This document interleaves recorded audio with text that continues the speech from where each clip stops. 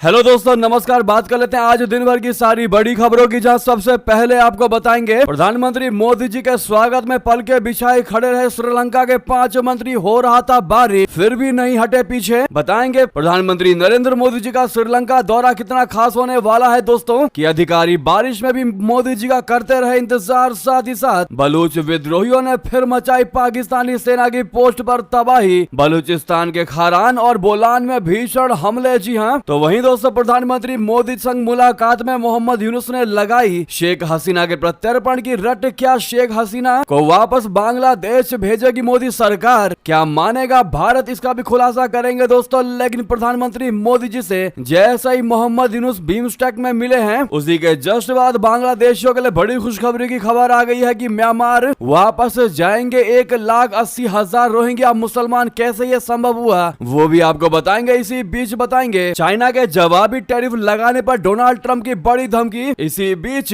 Trade war के बीच भारत को मिला रशिया का साथ, पुतिन ने मेक इन इंडिया की कर दी तारीफ। तो वहीं दोस्तों अगर आप भी सोना चांदी खरीदने वाले हैं तो अब बहुत बड़ी और खुशखबरी भरी खबर आ चुकी है। अब तक सोना हो चुका है इतना सस्ता, और भी आने वाले दिनों में 40,000 तक हो सकता है सस्ता। बताएंगे दोस्तों किसने ये रिपोर्ट जारी की है और क्या कारण बताया गया। एक से एक बड़ी जानकारियां विस्तार से बताएंगे। बस आप वीडियो के लास्ट तक बने रहिएगा। और खबरों में आगे बढ़ने से पहले मानते हैं कि वाकई में दुनिया में आज भारत की ताकत जो बड़ी है, उसमें भारतीयों के योगदान के साथ साथ प्रधानमंत्री नरेंद्र मोदी जी का भी बड़ा योगदान है। तो वीडियो को लाइक करके, चैनल को सब्सक्राइब करके, बेल आइकन दबा के कमेंट में जय हिंद अवश्य कह दीजिएगा। बात कर लेते हैं पहली और सबसे बड़ी खबर की, जहां थाईलैंड के बाद श्रीलंका पहुंचे प्रधानमंत्री नरेंद्र मोदी जी। उनके पहुंचने से पहले बारिश शुरू हुई, फिर भी पीएम मोदी के स्वागत में पल के बिछाए खड़े रहे श्रीलंका के 5 मंत्री। बता दें आखिरकार प्रधानमंत्री नरेंद्र मोदी जी शुक्रवार को रात 3 दिवसीय यात्रा पर श्रीलंका की राजधानी कोलंबो पहुंच गए। शहर में बारिश होने और रात 9 बजने के बाद भी श्रीलंका की सरकार के टॉप 5 मंत्री प्रधानमंत्री मोदी जी का स्वागत करने के लिए पल के बिछाए खड़े रहे। प्रधानमंत्री मोदी जी की इस यात्रा का उद्देश्य समग्र द्विपक्षीय संबंधों को मजबूत करने के तरीके तलाशना, खासकर ऊर्जा, व्यापार, संपर्क, डिजिटलीकरण और रक्षा के क्षेत्रों में। विदेश मंत्री विजिता हेरात, स्वास्थ्य मंत्री नलिंदा जयतीसा और मत्स्य पालन मंत्री रामलिंगम चंद्रशेखर सहित 5 शीर्ष मंत्रियों ने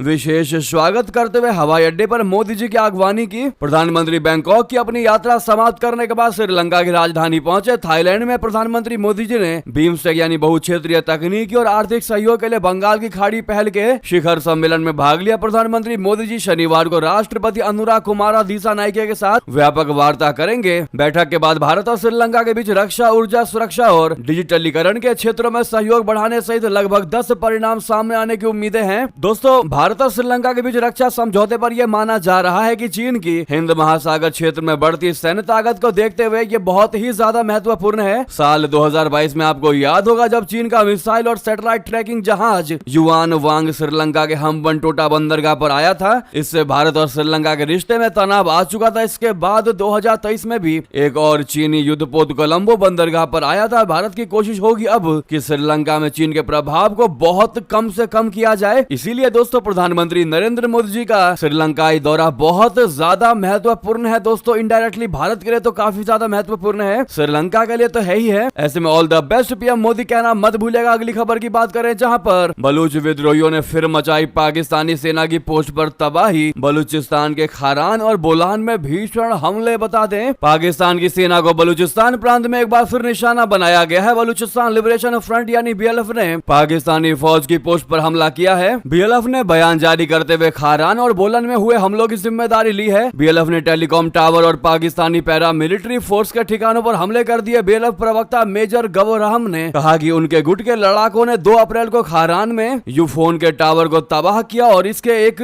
दिन पहले मंगलवार को बोलन में फ्रंटियर कोर यानी एफसी की चौकी पर हमला बोला। बीएलएफ ने कहा कि ये हमले बलूचिस्तान की आजादी के लिए किए गए हैं। जी हाँ, यानी कि दोस्तों पाकिस्तानी सेना को ये बलूच छोड़ने वाले नहीं है, चाहे वो विद्रोही बलूच लिबरेशन आर्मी को हो या फिर बीएलएफ के। अपनी मांग ये लोग मंगवा कर ही रहेंगे और शहबाज शरीफ की वैसे ही कुर्सी हिला कर रख दिया इन्होंने। नेक्स्ट खबर की बात कर लेते हैं, जहां प्रधानमंत्री मोदी जी संग मुलाकात में मोहम्मद यूनुस ने लगाई शेख हसीना के प्रत्यर्पण की रट। ऐसे में सबसे बड़ा सवाल, क्या मानेगा अपना भारत? क्या शेख हसीना की वापसी करेगा? बता दें बांग्लादेशी मीडिया रिपोर्ट्स के मुताबिक बैठक के दौरान मोहम्मद यूनुस ने बांग्लादेश की पूर्व प्रधानमंत्री शेख हसीना के प्रत्यर्पण का मुद्दा भारत के सामने उठाया। मोहम्मद यूनुस यूनुस। और प्रधानमंत्री मोदी जी की बैठक के बारे में पूछे जाने पर बांग्लादेश के मुख्य सलाहकार के प्रेस सचिव शफीकुल आलम ने इस बात की पुष्टि की है। उन्होंने दोनों नेताओं के बीच इस बैठक को बहुत उपयोगी और रचनात्मक बताया। शफीकुल आलम ने कहा कि हमने भारत के साथ आपसी हितों के सभी और मामलों पर चर्चा की है। बैठक के बाद मीडिया से बात करते हुए उन्होंने कहा कि मुख्य सलाहकार ने बांग्लादेश के लिए महत्वपूर्ण सभी मुद्दों को उठाया। चर्चा में पूर्व प्रधानमंत्री शेख हसीना के प्रत्यर्पण, भारत में रहते हुए उनकी तरफ से दिए जाने वाले भड़काऊ बयान, सीमा पर हत्याओं का मुद्दा, गंगा जल संधि का नवीनीकरण और लंबे समय से लंबित तीस्ता संधि पर चर्चा की गई। उन्होंने आगे कहा है कि दोनों शीर्ष नेताओं के बीच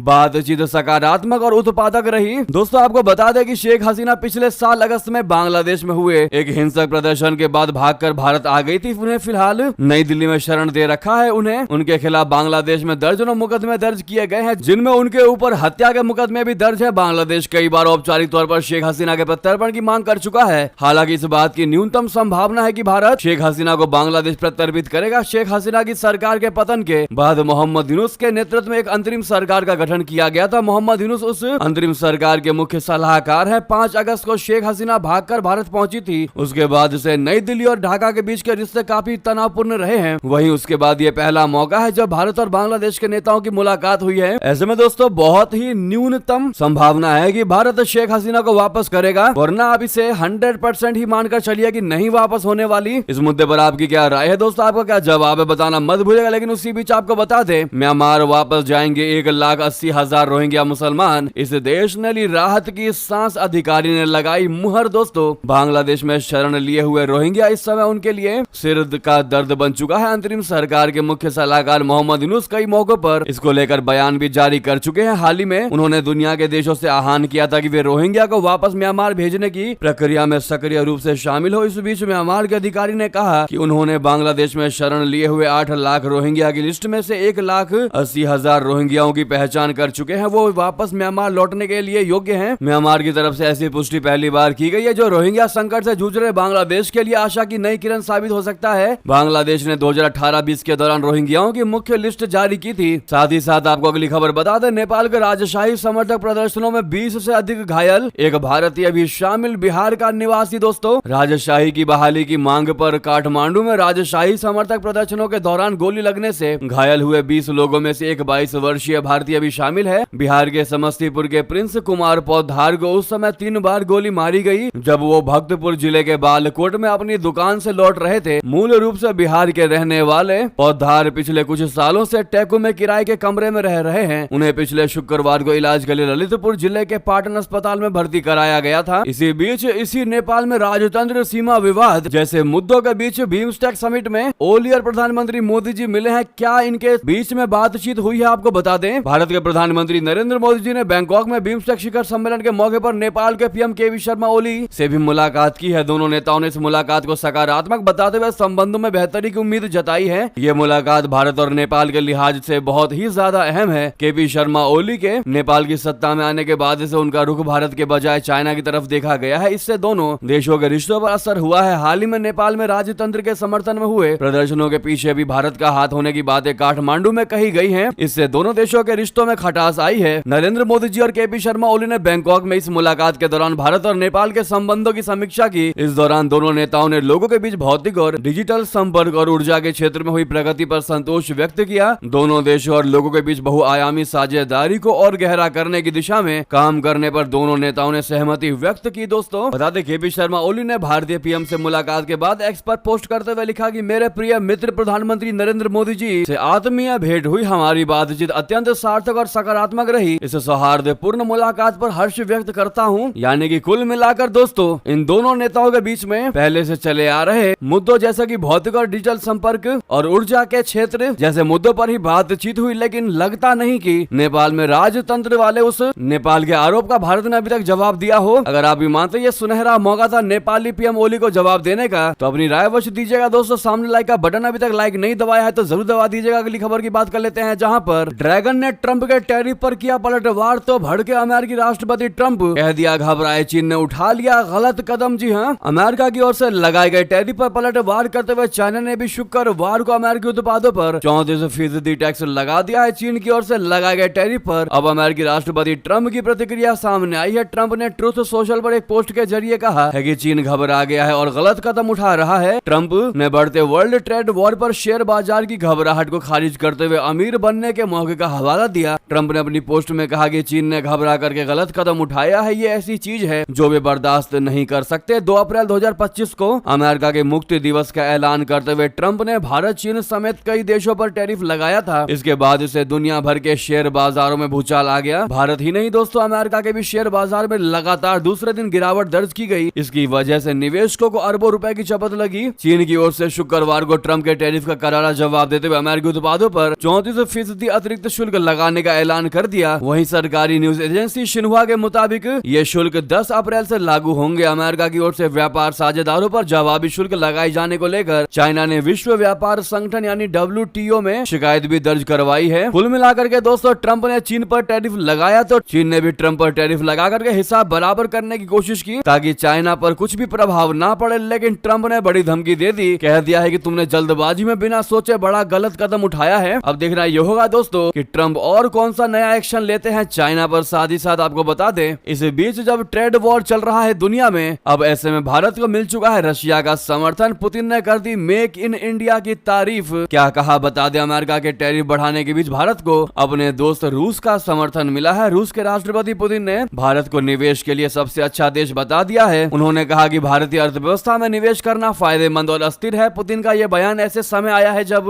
2 अप्रैल को अमेरिकी राष्ट्रपति ट्रंप ने कई देशों पर नए टैरिफ लगाने का ऐलान किया, जिसमें भारत पर 27% टैरिफ लगाया गया है। इससे पहले डोनाल्ड ट्रंप ने भारत को व्यापार के लिए मुश्किल देश बताया था। ट्रंप ने इन कदमों के बीच पुतिन ने भारत के मेक इन इंडिया अभियान की भी तारीफ की है। रूसी राष्ट्रपति पुतिन ने एक कार्यक्रम में कहा कि प्रधानमंत्री मोदी के नेतृत्व में घरेलू उत्पादन को बढ़ावा दिया जा रहा है। उनकी पहल मेक इन इंडिया के बारे में सभी जानते हैं। पुतिन ने यह भी बताया है कि रशिया भारत में खुद उत्पादन करने के लिए तैयार है। उन्होंने कहा, मैं आपको याद दिलाना चाहता हूं कि हाल ही में हमारी कंपनी रोजनेफ्ट ने भारतीय अर्थव्यवस्था में सबसे बड़ा $20 अरब का निवेश किया है। पुतिन ने भारत को निवेश के लिए शानदार जगह बता दिया। उन्होंने कहा कि प्रधानमंत्री मोदी की सरकार निवेश के लिए विश्वसनीय और स्थिर माहौल बना रही है। भारतीय नेतृत्व अर्थव्यवस्था सहित सभी क्षेत्रों में देश को प्राथमिकता देने वाली नीतियों का पालन कर रहा है। जी हाँ दोस्तों, पुतिन का यह बयान ऐसे समय में आया है जब अमेरिकी राष्ट्रपति ट्रंप ने भारत पर 26% टैरिफ लगाने की घोषणा कर दी है। ऐसे में भारत का साथ ही हमेशा मौजूद रहता है, हमेशा भारत के लिए खड़ा रहता है। ऐसे में इस साथ के लिए बहुत बहुत धन्यवाद Vladimir Putin. Thank you Putin. जरूर लिखिएगा। अगली खबर की बात करते हैं, जहां पर वक्फ बिल के बाद सीएम अब्दुल्ला ने क्यों बुलाई इमरजेंसी बैठक, कहा खामोशी को कमजोरी ना समझे मोदी सरकार। दोस्तों, जम्मू कश्मीर के मुख्यमंत्री उमर अब्दुल्ला की अगुवाई में उप मुख्यमंत्री के आधिकारिक आवास फेयरव्यू गुप्कार में एक आपातकालीन बैठक हुई। इसमें नेशनल कॉन्फ्रेंस के सभी विधायक और गठबंधन के सहयोगी शामिल हुए। बैठक के दौरान सत्तारूढ़ गठबंधन ने केंद्र सरकार को कड़ी चेतावनी दी। उन्होंने नई दिल्ली से आखिरी बार आग्रह किया है कि वो जम्मू कश्मीर में लोगों के व्यापक जनादेश को कमतर न आके और लोकतांत्रिक रूप से चुनी गई सरकार को बिना किसी हस्तक्षेप के काम करने दें। मीडिया को जानकारी देते हुए नेशनल कॉन्फ्रेंस के मुख्य प्रवक्ता और कांग्रेस विधायक निजामुद्दीन भट्ट ने कहा कि आज की बैठक में संसद में पारित वक्फ बिल समेत कई अहम मुद्दों पर चर्चा हुई। ये बिल देश के मुसलमानों और अल्पसंख्यकों के खिलाफ और हम इसका विरोध करते हैं। दूसरा अहम मुद्दा जम्मू कश्मीर की जनता द्वारा एनसी के यानी नेशनल कॉन्फ्रेंस के नेतृत्व वाली सरकार को दिया गया जनादेश है। हमने एक बार फिर मांग की है कि भारत सरकार इस जनादेश का सम्मान करे। इस पर कोई समझौता नहीं किया जा सकता। विधायकों ने आज सर्वसम्मति से ये दोनों प्रस्ताव पारित किए हैं। वहीं आपको बता दें दोस्तों, इस बिल के पास होने के बाद संसद से सड़क तक सियासी घमासान मचा हुआ है। विपक्षियों ने सुप्रीम कोर्ट का दरवाजा खटखटाया है। दोस्तों, ऐसे में सबसे बड़ा सवाल ये है कि क्या अब भी बाजी पलट सकती है, क्या पलट सकता है ये फैसला। तो आपको बता दें, वक्फ बोर्ड के पास अब मौजूद असीमित शक्ति जो थी वो खत्म हो चुकी है। पुराना बिल विदा हो चुका है। संसद के दोनों सदनों में पास होने के बाद बहुत जल्द राष्ट्रपति का हस्ताक्षर होते ही कानून बन जाएगा। मोदी सरकार कह रही है कि संशोधन विधेयक से देश के मुस्लिमों को कोई नुकसान नहीं होगा, लेकिन मुसलमानों का एक तबका इससे सहमत न होकर विरोध कर रहा है। वक्फ संशोधन बिल के खिलाफ देश के कई शहरों में भारी प्रदर्शन हुआ। वक्फ संशोधन बिल के खिलाफ देश के कई शहरों में प्रदर्शन हुआ। संशोधन बिल को मुसलमानों के पर्सनल मामले में दखल बताने वाले इस बिल के पास होने के खिलाफ सुप्रीम कोर्ट पहुंचे हैं। कांग्रेसी सांसद मोहम्मद जावेद और असदुद्दीन ओवैसी ने संशोधन बिल के खिलाफ सर्वोच्च अदालत का दरवाजा खटखटाया है। ऐसे में सवाल उठ रहा है कि क्या देश को चलाने वाली संसद में बने कानून को लेकर सुप्रीम कोर्ट का क्या रुख होगा। अगर आप भी यही सोच रहे हैं तो दोस्तों हम आपको बताते हैं, लेकिन उससे पहले आपको बता दें कि संशोधन बिल के पारित होने का मतलब होता है कि सरकार की रणनीति कामयाब रही है। वक्फ बोर्ड के असीमित अधिकारों पर नियंत्रण लगाने के लिए लाए गए संशोधन बिल को पास कराने की बहस के दौरान साल 1986 के शाहबानो केस का जिक्र हुआ। उस केस में तत्कालीन प्रधानमंत्री राजीव गांधी ने संसद में सुप्रीम कोर्ट के उस फैसले को पलट दिया था जिसमें सुप्रीम कोर्ट ने 3 तलाक के बाद शाहबानो के पति को गुजारा भत्ता देने का आदेश दिया था। यानी कि दोस्तों सुप्रीम कोर्ट का फैसला न मानने के लिए अगर संसद कदम बढ़ा सकती है तो क्या इससे संसद के बनाए गए कानूनों की समीक्षा करने का अधिकार सुप्रीम कोर्ट को है? यानी कि क्या सर्वोच्च अदालत संसद के बनाए कानून को रद्द कर सकती है? तो लीगल एक्सपर्ट्स के मुताबिक एपेक्स कोर्ट यानी सर्वोच्च अदालत को संविधान का संरक्षक माना जाता है। आमतौर पर संसद में पास बिलों को सुप्रीम कोर्ट रद्द नहीं करता है, लेकिन अदालत संसद के बनाए गए कानूनों की समीक्षा कर सकता है कि वे संविधान के अनुरूप हैं भी या नहीं। ऐसे में अगर सुप्रीम कोर्ट को लगता है कि संसद में बना कानून संविधान के खिलाफ है तो वो उसे रद्द कर सकता है। हालांकि देश की संसद को संविधान में संशोधन करने की शक्ति प्राप्त है, लेकिन वो भी संविधान के मूल ढांचे को नहीं बदल सकती। दोस्तों रिपोर्ट्स के मुताबिक संविधान के अनुच्छेद 13 के मुताबिक अगर कोई कानून संविधान के विरुद्ध है तो उसे सुप्रीम कोर्ट रद्द अवश्य कर सकता है। संविधान द्वारा स्थापित संस्थाओं जैसे सुप्रीम कोर्ट के पास केवल विशेष विधि और न्याय अधिकार होते हैं जो कि उन्हें किसी कानून को रद्द करने का अधिकार देते हैं। हालांकि दोस्तों इस वक्फ वाले केस में ऐसा होने नहीं वाला और जल्द ही दोस्तों इस पर राष्ट्रपति के सिग्नेचर भी हो जाएंगे और ये कानून बन जाएगा। बाकी आपकी इस मुद्दे पर क्या राय है बताना मत भूलिएगा दोस्तों। तो वहीं दूसरी ओर महबूबा मुफ्ती का उमर अब्दुल्ला पर बड़ा हमला,